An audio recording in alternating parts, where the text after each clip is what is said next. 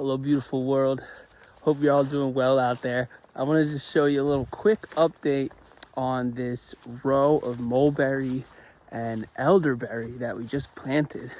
So it basically alternates elderberry, then mulberry, elderberry, then mulberry. And this elderberry are actually 6 different cultivars that we're going to be working with in our nursery and to make medicine from. Now, I want to just show you a little bit about how we're preparing these beds. First thing we did is actually subsoil along the contour here, basically run almost like a disc, basically dig a small trench to basically open up the soil. And you can see it kind of follows this line here at the bottom of the bed. Then we had the sheep come and graze. Then we mowed to clear the grass. After that, we came through and we used a broad fork to basically aerate the soil. I guess you could say it is a form of tillage, but this is going to be a one-time event, and we're not flipping it.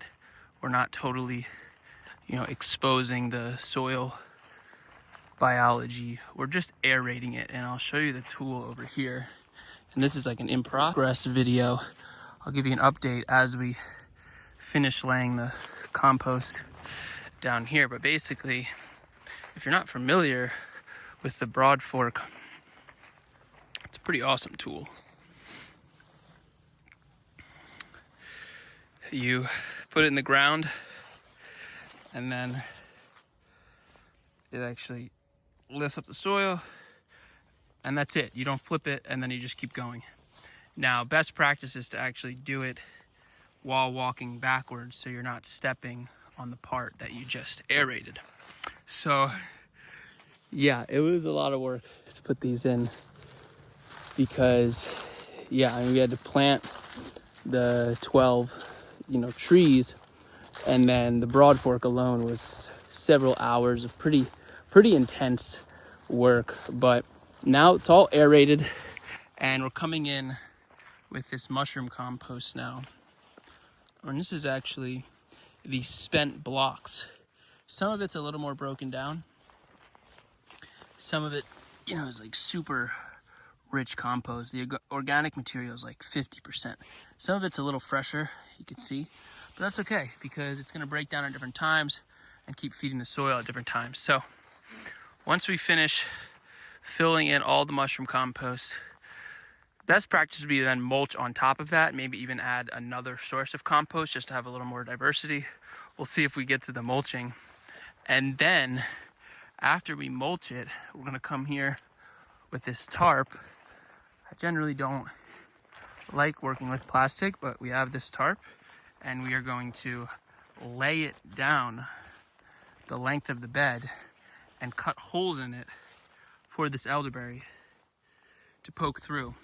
And the reason we're going to do that is because in the spring, when all this grass is really popping and going through the spring flush, we are going to be blocking the sun from the grass in this area to hopefully, basically discourage it from thriving to help these young trees have a head start.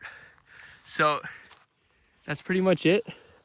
And then eventually, remove the tarp, keep layering on organic material, more compost, more mulch. One thing you could also do is grow some support species in this row and actually plant a little bit more dense, maybe some willow, poplar, or some other fast growing. You do want to be mindful. These elderberry plants are pretty precious plants for us. This is a big next step for our nursery and our tinctures and juices because we have all these new varieties. So we do want to kind of, I guess you could say, baby the plants a little bit more. So just being mindful of other plants that may be a little more dominating. I wouldn't plant something like black locust in this row, even though it's super fast growing and produces a decent amount of biomass. But basically, a lot of organic material is going to be your friend.